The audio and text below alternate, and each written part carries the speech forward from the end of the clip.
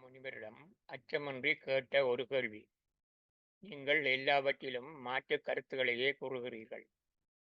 கோயில்களை குறை கூறுகிறீர்கள். கோயில் வணக்க முறையை குறை கூறுகிறீர்கள். பெரும்பாலும் எல்லாவற்றையும் மூட நம்பிக்கை என்கிறீர்கள்.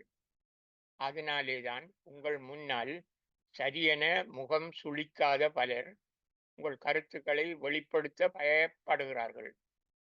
ஏன் இது என்று கேட்டேன். இந்த உலக வாழ்க்கையில் 40 வருடங்களை முடித்த பின்னரே எனக்கு சற்று தெளிவும் துணிவும் வந்தது. அதுவரை தளப்பமான மனநிலையுடனேயே வாழ்ந்திருக்கிறேன். அந்த கடந்த கால அனுபவங்கள் என் மனதில் புரையோடி இருந்தன. அவற்றின் வெளிப்பாடுகளே என் நடத்தை. எனக்கு இப்போது அச்சமில்லை. கடவுள் மேல் நம்பிக்கை அதற்கு காரணம். கடவுள் எதனை விரும்புகிறார் என்பதை நான் அறிகின்றேன். அதனையே நான் சொல்லுகின்றேன். எனக்கு பயப்பிராந்தி இல்லை. பொலக்கொட்டியா பிள்ளைகளை பிடித்து சென்ற காலத்தில் அவர்களுடைய கேம்புக்கு போக பயப்பட்ட ஒரு காலம் இங்கு இருந்தது. அந்த காலத்தில் நான் குற்றமற்ற அந்த பிள்ளைகளுக்காக அவர்கள் முன்னே அச்சமின்றி சென்றேன். உண்மையை எடுத்துரைக்கும் ஆற்றலை கடவுள் எனக்கு ஏற்படுத்தியுள்ளார். அப்படியான பயமற்ற நிலை உனக்கும் வர வேண்டுமானால் நீ கடவுளை 100% நம்ப வேண்டும். உன் கடவுள் மீதான நம்பிக்கையை அளவிட நம்பகரமான ஆட்களை கடவுள் நியமனம் செய்திருக்கிறார். நீதிவான்களான அவர்களை கொண்டு உன் நம்பிக்கையை அளவிடுகிறார். அந்த அளவே உனக்கான அறிவின் தரத்தை கொடுக்கின்றது. உன் அச்சத்தின் அளவையும் கட்டுப்படுத்துகின்றது என முத்தியா சுவாமிகள் சொன்னார். முத்தியா சுவாமிகள் சாத்திரம் சாதகம் ஆகியவை மூட நம்பிக்கை எனவே பெரும்பாலானவர்களிடம் சொல்லியிருக்கிறார். அவர்களுக்கு உண்மையை சொன்னாலும் புரியாது என்பதாலேதான் சிலரிடம் மூட நம்பிக்கை என்று சொல்லுவார். புரிந்து கொள்ளக்கூடியவர்களுக்கு உண்மையை எடுத்துச் சொல்லுவார். ஒவ்வொருவருக்கும் தக்க விதமாக அவர் விளக்கங்கள் அமையும் என அவரே என்னிடம் சொல்லியிருக்கிறார். முத்தியா சுவாமிகள் கடவுள் மீது கொண்டிருக்கும் நம்பிக்கையைப் போலவே சாத்திரம் சாதகம் என்பவற்றில் முழு நம்பிக்கை உடையவர். ஆனால் மனிதர்கள் துன்பம் தோல்வி கவலை வரும்போது தன்னம்பிக்கை இழந்த நிலையில் சாத்திரம் சாதகம் தொடர்பில் பலமான நம்பிக்கை கொண்டிருப்பதையே முனிவர் மூட நம்பிக்கை என்று வர்ணிக்கிறார். கடவுளை திடமாக நம்புகிறவர்களுக்கு சாத்திரம் சாதகம் என்பவை அவசியமில்லாதவை என குறிப்பிட்டார். மக்களின் துன்பம் கவலை தோல்வி ஆகியவற்றுக்கு செய்வினைதான் காரணம். முற்பிறப்பிலும் இப்பிறவியிலும் செய்த வினைகள் துன்பங்கள் கவலைகள் தோல்விகள் போன்ற வடிவங்களில் வருகின்றது. இப்பிறப்பில் செய்கின்ற வினைகளை அதிகரிக்க வாய்ப்பை கடவுள் ஏற்படுத்தியுள்ளார். இப்பிறவியில் அந்த வாய்ப்புகளை பயன்படுத்தி நல்லெண்ணமும் நல்ல தீர்மானமும் நல்ல செயல்களும் தடைகளின்றி தொடருமானால் பழைய கடன்கள் தீர்க்கப்பட்ட பின் அதற்கு மேல் துன்பங்கள் கவலைகள் தோல்விகள் வரமாட்டாது.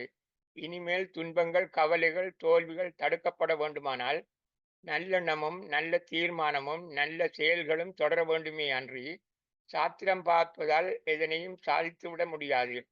கடவுளை திடமாக நம்பி நல்லெண்ணத்துடன் நல்ல தீர்மானங்களை எடுத்து நல்ல செயல்களை புரிதல் மட்டுமே பரிகாரம். இதுவே அன்றி வேறெதுவும் எதிர்கால நன்மைக்கான பரிகாரமாகாது. கடவுள் விரும்பும் நல்லெண்ணத்துடனான தீர்மானம் மேற்கொண்டு கர்மங்களை ஆற்றினால் துன்பம் கவலை தோல்வி என்பவை மறைந்தே போகும். பேரண்ட கிரக நிலை மாற்றம் மனித உடலையும் பாதிக்கிறதென சித்தர்களும் முனிவர்களும் ஆராய்ந்து அறிக்கையிட்டு இருக்கிறார்கள். விஞ்ஞானிகளும் அதனையே சொல்லுகிறார்கள். அவைகள் அவர்களால் தயாரிக்கப்பட்ட நூல்களும் சூத்திரங்களும் மந்திரங்களும் அறிக்கைகளுமாக காணப்படுகின்றன. பஞ்சாங்கம் என்பது அவர்களின் அறிக்கைகளில் ஒன்றாகும். அந்த அறிக்கைகளை கற்றறிந்தவர்களே சாத்திரம் பார்க்கிறவர்களாகவும் சாதகம் சொல்லுகிறவர்களாகவும் இருக்கிறார்கள். கைரேகை சாத்திரம் சொல்லுகிறவர்களும் இருக்கிறார்கள். மனித உடலில் எல்லாம் மாற்றம் அடைகின்றன. ஆனால் கைரேகை மட்டும் ஒருபோதும் மாற்றம் அடைவதில்லை. முதுமை அடையும் போது கையெழுத்தும் மாறும். தலையெழுத்தை கூட கடவுள் வணக்கத்தால் மாற்ற முடியும். ஆனால் மனித உடல் அழியும் வரை கைரேகை மாறுவதில்லை என விஞ்ஞானிகளும் நம்புகிறார்கள். அதனை ஆராய்ந்தறிந்த முனிவர்களும் ஞானிகளும் சித்தர்களும் கைரேகை சாத்திர நூல்களையும் ஆக்கியுள்ளார்கள். நூல்களில் சூத்திரங்களில் மந்திரங்களில் தவறில்லை. அதனை கற்று சாத்திரம் சொல்லுகிறவர்களுக்கு இப்போது மேலும் உண்மையை ஆராய்ந்தறியும் பட்ட பின்படிப்புக்கு மெஞ்ஞானத்துறையில் விஞ்ஞானத்துறையில் மெஞ்ஞானத்துறையில் சரியான தகுதி வாய்ந்த பல்கலைக்கழகங்கள் இல்லை. அதற்கான வாய்ப்புகளும் உலகில் இல்லை என்பதால் இன்று சாத்திரம் மனிதரின் விதியை சரியாக விவரிப்பதில்லை. இதனால் சாத்திரம் பொய்யென கூறும் மட்டத்தில் காணப்படுகிறது. அதனாலே தான் நான் சாத்திரத்தை நம்பாதீர்கள், விதியை வெல்லுவதற்கு ஒன்றும் இல்லாமல் இல்லை, கடவுளை திடமாக நம்புங்கள், பயம், துன்பம், கவலை, தோல்வி என்பன உங்களை நெருங்காது என கூறுகிறேன். சாத்திரி தண்ணீரும் துண்ணூறும் தான் தருவார். இறுதியாக அவர் கொடுக்கும் மருந்து கடவுளை காட்டி அவரை சரணடைந்து விடு என்னும் ஒன்றுதான். அத்தோடு அவர் வேலை முடிகிறது. இந்த மானிடர் சாத்திரி கொடுத்த மருந்தையாவது சரியாக குடிக்கிறார்களா என்றால் அதுவும் இல்லை. சாதகம் என்பதை பாருங்கள். பயம், துன்பம், கவலை, தோல்வியை தாங்கிக் கொள்ள முடியாத மனிதர்கள் பரிகாரம் தேடி போகின்ற சாத்திரிகள் அதற்கென கற்றறிந்த நல்லெண்ணம் கொண்ட அறிவாளியாக ஞானியாக இருந்தால் அவர் சாதகமே சொல்ல வேண்டும், பாதகம் சொல்லக்கூடாது. அதுதான் உளவியல் வைத்தியமாகும். முதலில் தன்னை நம்பச் செய்வதற்காக சாத்திரம் பார்க்க வந்தவர் எத்தகைய துன்பத்தை அடைந்தவர் என்ற கடந்த காலத்தை பற்றி கண்ணால் கண்டவர் போல சொல்லுவார். பின்னர் வரப்போகும் துன்பம் பற்றி சொல்லுவார். துன்பம், கவலை, நட்டம், தீங்கு வருவதை தடுக்க புலன்களை கட்டுப்படுத்திக் கொள்ள வேண்டும், பொறுமையை கடைபிடிக்க வேண்டும் எனவும், இத்துன்பங்கள் நிலையானவை இல்லை என்பதையும் அதனை தவிர்க்க முடியும் என்பதனையும் எடுத்து சொல்லுவார். இவர் செயல்கள் வெற்றி எல்லாம் இவர் செயல்களும் வெற்றியும் எல்லாம் அவரின் சித்து காட்டும் ஆற்றலில் தான் தங்கியிருக்கும். முன்னர் சாத்திரிகளாக உண்மை ஞானம் பெற்ற சித்தர்களாகவே இருந்தார்கள். அப்போது சித்து காட்டியே அவர்கள் மக்களை நம்பச் செய்தார்கள்.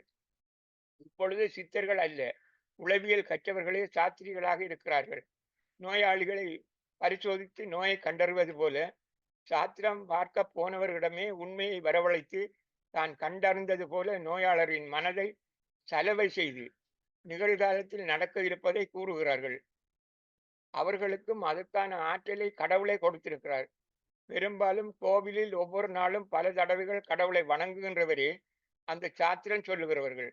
கடவுள் நியாயவான் அல்லவா? அவருக்கும் ஒரு ஆற்றலுக்கான வாய்ப்பை கடவுள் அளிக்க வேண்டும் அல்லவா?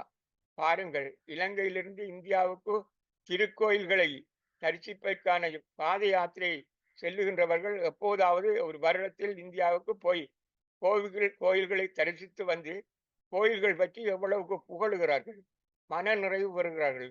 அங்கு தல யாத்திரை போக கிடைத்ததே பாக்கியம் என நினைக்கிறார்கள். அவர்களுக்கு கடவுள் கொடுக்கிற பாக்கியங்கள் அதிகம் என நினைக்கிறார்கள். அந்த கோயில்களை கட்டி அங்கே அந்த கோயில்களிலே இருந்து அந்த கோயில்களை பராமரித்து ஒவ்வொரு நாளும் பூசை பார்த்திருக்கிறவர்களுக்கு எவ்வளவு அற்புதங்களை கடவுள் காட்டுவார் என உங்களால் நினைத்து பார்க்க முடியாதா? அவர்களுக்கு எவ்வளவு பாக்கியங்களை கொடுப்பார் என எண்ணி பார்க்க மாட்டீர்களா? அவர்கள் ஒவ்வொரு நிமிடமும் கோடிக்கணக்கான பணத்தை சம்பாதிக்கிறார்கள் என்பது உண்மை இல்லையா? கேட்டு பாருங்கள் என்று முனிவர் கேட்கிறார். அன்று சித்தர்களும் கடவுள் பக்தர்களும் சொன்ன சாத்திரம் இப்படித்தான் அமைகிறது. முதலில் நோயாளி இதுவரை அனுபவித்த நோயை கண்ணால் கண்டது போல சொல்லுவார். அது சாத்திரம் சொல்லுகிற தன்னை கடவுள் போல நம்ப செய்வதற்கான யுக்தியாகும். அதன் பின்னர் நோயாளியின் பலவீனத்தை போக்கி துணிவை திடமாக்க அவருக்கு சாதகமாகவே எல்லாவற்றையும் சொல்லுவார். அதுதான் சரியான உளவியல் வைத்தியமாகும் என்று முத்தையா சுவாமிகள் சொல்லுவார். அதனால்தான் சாத்திரம் பார்த்தலை சாதகம் பார்த்தல் என சொல்லப்படுகிறது. முதலில் தன்னில் நம்பிக்கை கொள்ள செய்யும் சாத்திரியின் வார்த்தைகளை தருகிறேன். அதன் பின்னர் அவர் கூறும் ஆலோசனைகளை காட்டுகின்றேன். பின்னர் அவர் கூறும் சாதகமான வார்த்தைகளை தந்துள்ளேன். அவை எல்லாவற்றையும் முழுதாக ஒரு முறை பார்க்க நானும் நினைக்கின்றேன். கரோலி சப்பு மெண்டு சப்பு. நீங்கள் இயற்கையிலேயே மிகவும் பொறுப்பானவர்கள், கடின உழைப்பாளிகள், மற்றவர்களின் வலியை தங்கள் வலியாக நினைத்து சுமப்பவர்கள். இந்த உலகத்தில் நீங்கள் பிறந்ததே மற்றவர்களுக்காக உழைத்து ஓடாய் தேய்ந்து உங்கள் ஆசைகளை எல்லாம் குழி தோண்டி புதைத்துவிட்டு உங்களை சுற்றி இருப்பவர்களின் மகிழ்ச்சிக்காக மட்டுமே வாழ பிறந்த தியாகிகளா என்று சில சமயங்களில் உங்களை அறியாமலேயே நீங்கள் கண்ணாடியை பார்த்து கேட்டுக்கொள்ளும் அளவுக்கு உங்களுடைய வாழ்க்கை ஒரு பெரும் போராட்டமாகவே இதுவரை நகர்ந்து கொண்டிருக்கிறது. ஆனால் கடந்த சில மாதங்களாக, வாரங்களாக, சொல்லப்போனால் கடந்த சில நாட்களாகவே உங்கள் மனதிற்குள் ஒரு பெரிய எரிமலை புகைந்து கொண்டிருக்கிறது. யாருக்கும் சொல்ல முடியாத, எவரிடமும் பகிர்ந்து கொள்ள முடியாத ஒரு இனம் புரியாத கவலை, நெஞ்சை அடைக்கின்ற ஒரு பாரம், தொண்டையை அடைக்கும் ஒரு துக்கம் உங்களை இரவும் பகலுமாக அரித்து கொண்டே இருக்கிறது. வெளியில் பார்ப்பவர்களுக்கு நீங்கள் மிகவும் தைரியமானவர்களாகவும், எந்த பிரச்சனையையும் சமாளிக்கும் திறன் கொண்டவர்களாகவும், சிரித்த முகத்துடனும் காட்சியளிக்கலாம். ஆனால் உங்களுக்கு மட்டுமே தெரியும் நீங்கள் உள்ளுக்குள் எவ்வளவு தூரம் உடைந்து போயிருக்கிறீர்கள் என்று. தனிமையில் இருக்கும்போது உங்களை அறியாமலேயே கண்களில் இருந்து கண்ணீர் கசிகிறது. இரவு படுத்தால் தூக்கம் வருவதில்லை. அப்படியே தூங்கினாலும் மனதை அலைக்கழிக்கும் குழப்பமான கனவுகள், அடுத்த நாள் என்ன ஆகுமோ என்ற ஒரு பதற்றம் உங்களை நிம்மதியாக உறங்க விடுவதில்லை. இப்போது வானமண்டலத்தில் நிகழப்போகும் கிரக சுழற்சி அல்லது கோச்சார மாற்றத்தின் காரணமாக, குறிப்பாக சொல்லப்போனால் இன்னும் எண்ணி 4 நாட்களில் உங்கள் வாழ்க்கையில் நிகழப்போகும் அந்த சூட்சுமமான மாற்றம் உங்களுடைய இந்த மன அழுத்தத்தை அதன் உச்சக்கட்டத்திற்கு கொண்டு செல்லப் போகிறது. இதுவரையில் நீங்கள் பொறுமையாக இருந்தீர்கள். சரி, எல்லாம் சரியாகிவிட்டும், நம்பிக்கையோடு இருப்போம், இன்று இல்லாவிட்டாலும் நாளை நமக்கு ஒரு விடிவு காலம் பிறக்காமலா போய்விடும் என்று உங்களுக்கு நீங்களே ஆறுதல் சொல்லிக்கொண்டு ஒவ்வொரு நாளையும் நகர்த்தி கொண்டிருந்தீர்கள். ஆனால் இந்த வரப்போகும் கோச்சார மாற்றம் உங்களை சுற்றியுள்ள சூழ்நிலைகளை மிகவும் இறுக்கமானதாக மாற்றப் போகிறது. குடும்பமாக இருக்கட்டும், வேலை பார்க்கும் இடமாக இருக்கட்டும், அல்லது நீங்கள் தொழில் செய்யும் இடமாக இருக்கட்டும், எல்லா திசைகளில் இருந்தும் உங்கள் மீதான அழுத்தங்களும் பொறுப்புகளும் பல மடங்கு அதிகரிக்கப் போகின்றன. நீங்கள் எவ்வளவுதான் ரத்தம் சிந்தி உழைத்தாலும், உங்கள் நேரத்தையும் காலத்தையும் உடல் உழைப்பையும் பொருளையும் மற்றவர்களுக்காக வாரி வாரி வழங்கினாலும் உங்களுக்கு கிடைக்கப் போவது என்னவோ விமர்சனங்களும் குற்றச்சாட்டுகளும் அதிருப்திகளுமே தவிர ஒரு சின்ன பாராட்டு வார்த்தை கூட இருக்காது. நீ என்ன பெருசாக செஞ்சிட்ட, இதெல்லாம் உன்னுடைய கடமை தானே, உன்னால் எனக்கு என்ன லாபம் என்று நீங்கள் உயிருக்கு உயிராக நேசித்தவர்கள், நீங்கள் யாருக்காக உங்கள் வாழ்க்கையே தியாகம் செய்தீர்களோ அவர்களே உங்கள் முகத்திற்கு நேராக கேட்கும் ஒரு அவல நிலை உருவாகும். இந்த வார்த்தைகள் உங்கள் நெஞ்சில் ஈட்டியால் குத்துவது போல பாயும். அந்த தருணத்தில் உங்களுடைய விரக்தி அதன் எல்லை மீறும். எவ்வளவுதான் உழைத்தாலும் யாருக்கும் திருப்தி இல்லையே, நான் என்ன இயந்திரமா, எனக்கென்று ஆசை பாசம் உணர்வுகள் எதுவும் இல்லையா, இந்த உலகத்தில் எனக்காக அழுவதற்கு, என்னை உண்மையாக புரிந்து கொள்வதற்கு ஒரு ஜீவன் கூட இல்லையே, நான் சம்பாதிக்கும் பணத்திற்கும் நான் செய்யும் வேலைக்குமான ஒரு கருவியாக மட்டுமே நான் பார்க்கப்படுகிறேனா என்ற எண்ணங்கள் அலை அலையாக உங்கள் மனதில் எழும்பும். ஒரு கட்டத்தில் உங்கள் மூளை சிந்திக்க மறுக்கும். சிந்தனைகள் மறத்து போய் போதும் இந்த வாழ்க்கை, போதும் இந்த மனிதர்கள், போதும் இந்த உறவுகள் என்ற வெறுப்பு உங்களை முழுமையாக ஆட்கொள்ளும். இதனால்தான் எல்லாவற்றையும் அப்படியே போட்டுவிட்டு, கையில் எந்த பொருளும் இல்லாமல், யாரிடமும் சொல்லி கொள்ளாமல், எங்கே போகிறோம் என்று கூட தெரியாமல் எங்காவது வெகு தூரமாக போய்விடலாமா, வீட்டை விட்டே ஓடிச் சென்று யாருமே இல்லாத ஒரு அனாதையைப் போல ஏதேனும் ஒரு மலையிலோ காட்டிலோ அல்லது ஒரு கோவிலிலோ போய் உட்கார்ந்து கொள்ளலாமா என்ற எண்ணம் உங்கள் மனதில் மிக ஆழமாக வேரூன்றும். இது ஏதோ ஒரு கோபத்தில் வரும் எண்ணம் அல்ல. பல வருடங்களாக நீங்கள் உள்ளுக்குள் சேர்த்து வைத்திருந்த வலிகள், ஏமாற்றங்கள், அவமானங்கள் அனைத்தின் ஒட்டுமொத்த வெளிப்பாடாக இந்த 4 நாட்களில் வெடித்து சிதறப்போகிறது. நீங்கள் உங்கள் மனதை எவ்வளவோ கட்டுப்படுத்த நினைத்தாலும் சூழ்நிலைகள் உங்களை அப்படி செய்யவிடாமல் உங்களை ஒரு பைத்தியம் பிடிக்கும் நிலைக்கு, எதையாவது செய்துவிடலாமா என்று சிந்திக்கும் அளவுக்கு ஒரு கடுமையான மன அழுத்தத்திற்கு தள்ளப்போகின்றன. இந்த ஒரு விரக்தி நிலையில்தான் வீட்டை விட்டு வெளியேறும் எண்ணம் உங்கள் அடிமனதில் தோன்றி உங்களை ஆட்டி படைக்கப் போகிறது. இந்த மிக முக்கியமான காலகட்டத்தில், குறிப்பாக வரக்கூடிய இந்த நெருக்கடியான நாட்களில் நீங்கள் மிக மிக கவனமாக, விழிப்புணர்வாக ஒவ்வொரு அடியையும் அளந்து வைக்க வேண்டிய 3 முக்கியமான விஷயங்கள் இருக்கின்றன. முதலாவதாக நீங்கள் சந்திக்கப் போகும் மிகப்பெரிய சவால் உங்களுடைய குடும்பம் மற்றும் உறவுகள் சார்ந்ததாகவே இருக்கப் போகிறது.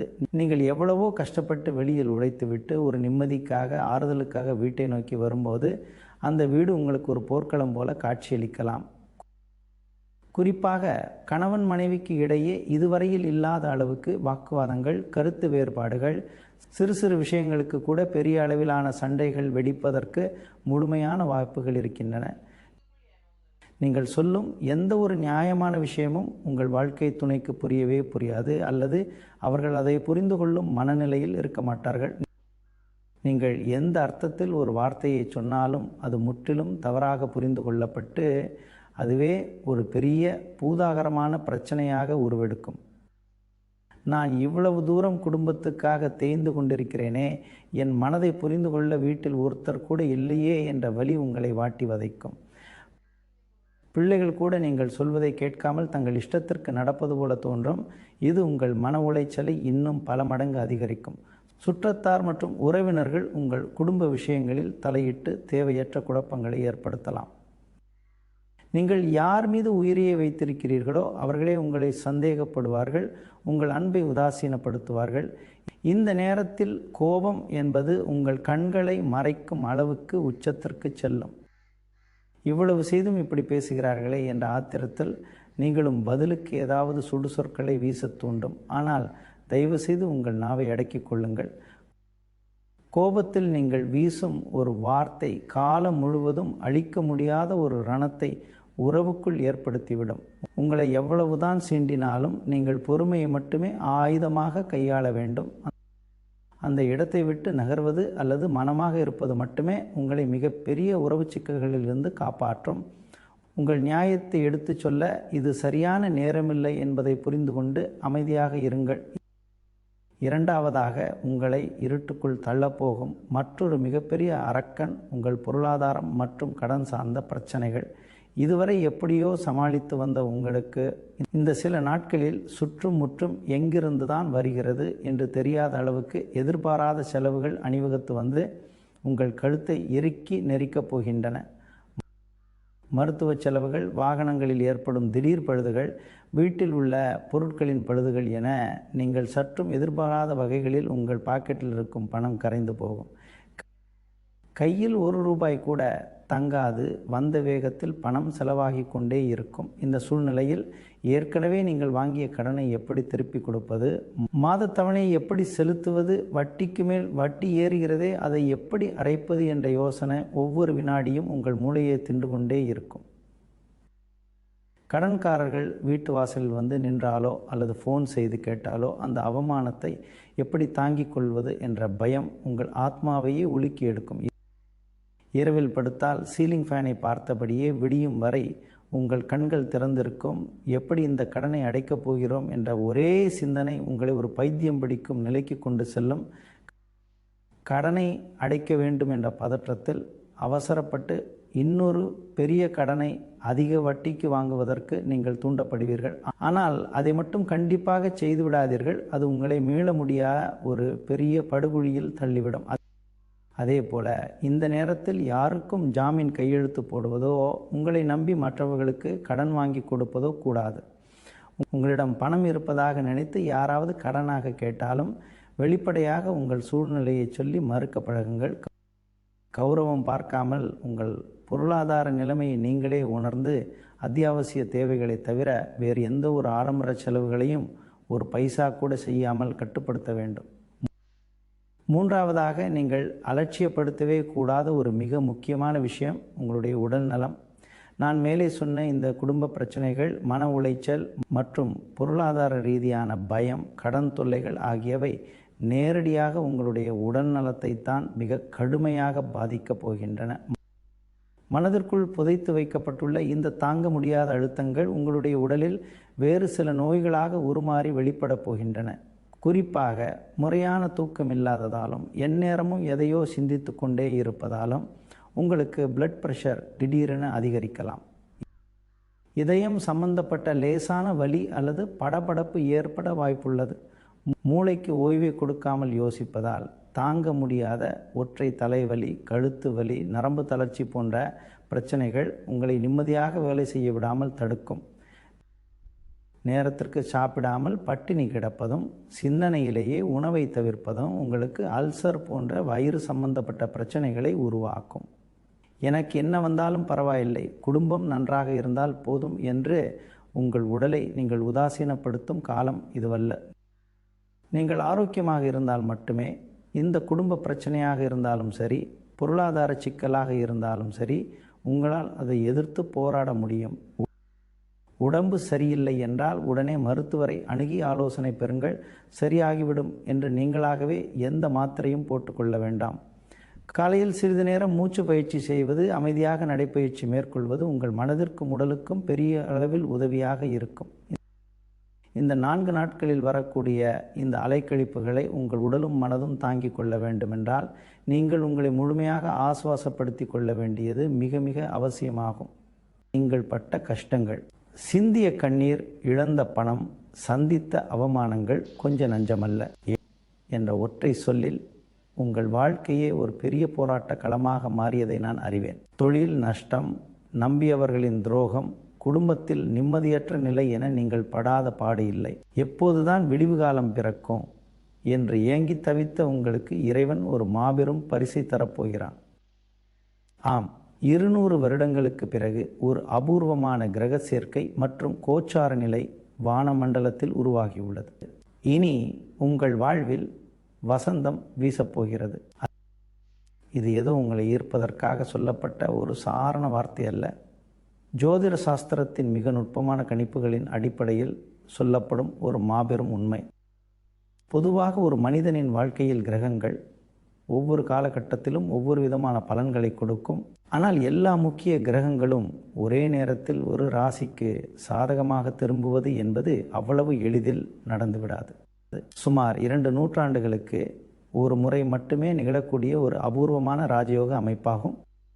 யாருக்கும் எந்த துரோகமும் செய்யவில்லையே, ஏன் எனக்கு மட்டும் இவ்வளவு கஷ்டங்கள் என்று பல இரவுகள் நீங்கள் கண்ணீர் விட்டிருக்கலாம். தொழில் நஷ்டம், நம்பியவர்களால் ஏமாற்றம், குடும்பத்தில் குழப்பம், உடல்நல பாதிப்புவான் உங்களுக்கு கொடுத்து உங்களை ஒரு நெருப்பிலிட்ட தங்கமாக புடம் போட்டு விட்டார். ஆனால் இப்போது நிலைமை முற்றிலுமாக மாறிவிட்டது. அனுபவிக்க வேண்டிய அத்தனை கஷ்டங்களுக்கும் ஒரு முற்றுப்புள்ளி வைக்கப்பட்டு விட்டது. ஒரு நீதிபதி எப்படி தண்டனை காலம் முடிந்ததும் ஒருவரை விடுதலை செய்தும் விடுவிப்பது மட்டுமல்லாமல், இத்தனை காலம் நீங்கள் பட்ட கஷ்டங்களுக்கு வட்டியும் முதலுமாக நற்பலன்களை மட்டுமே இனி அள்ளித்தரப்போகிறார். ஒரு இருண்ட அறையில் எப்படி திடீரென்று ஒரு பிரகாசமான தீபம் ஏற்றப்பட்டால் இருள் முழுவதும் விலகி ஒளி பிறக்குமோ, அதே போல உங்கள் வாழ்க்கையில் இத்தனை காலமாக இருந்த இருளை, தடைகளை, காரிய தாமதங்களை முற்றிலுமாக விலக்கப் போகிறது. திருமண தடைகள் அகலும். குழந்தை பாக்கியம் இல்லாதவர்களுக்கு அந்த வரம் கிடைக்கும். பொருளாதார தடைகள் நீங்கி பணவரவு பல வழிகளிலும் பெருகும். மனிதனுக்கு அசாத்தியமான தைரியத்தையும் எதையும் சாதிக்கும் வல்லமையையும் மறைமுக எதிரிகளை வீழ்த்தும் சூட்சும அறிவையும் கொடுப்பார்கள். இப்போது அந்த நிலை கச்சிதமாக பொருந்தி வந்திருக்கிறது. நீங்கள் நினைத்து கூட பார்க்காத சில திடீர் அதிர்ஷ்டங்கள், எதிர்பாராத தனவரவு மற்றும் சமூகத்தில் ஒரு மிகப்பெரிய அந்தஸ்து. ஒரு மரம் இலையுதிர் காலத்தில் தனது இலைகளை எல்லாம் இழந்து வறண்டு காணப்பட்டாலும் வசந்த காலம் வந்தவுடன் எப்படி துளிர் விட்டு பூத்து குலுங்குமோ, அதே போல உங்கள் வாழ்க்கையிலும் வசந்த காலம் தொடங்கிவிட்டது. இவ்வாறு நடக்கப் போகும் நல்லவற்றை சொல்லி முடித்து அவரின் மனதை கழுவி துப்புரவு செய்து கடவுளிடம் போய் கோரிக்கை விடு, அவர் நல்லதே தரவிருக்கிறார் என்று மனதை திடப்படுத்தி அனுப்புவதே சாதகம் சொல்லுகிற சித்தர்களின் வேலை. சாத்திரிகளின் வேலைக்கும் நல்லெண்ணம் கொண்ட ஞானிகளின் செயல்களுக்கும் இடையில் எந்த வேறுபாடும் இல்லை. இருவரும் மக்களுக்கு கடவுள் நம்பிக்கையை ஏற்படுத்துவதே இருவரின் நோக்கமாகும். அரிசியை யார் இடித்தாலும் மாதாம் வரும் என்பது முத்தியா சுவாமிகளின் கருத்தாகும்.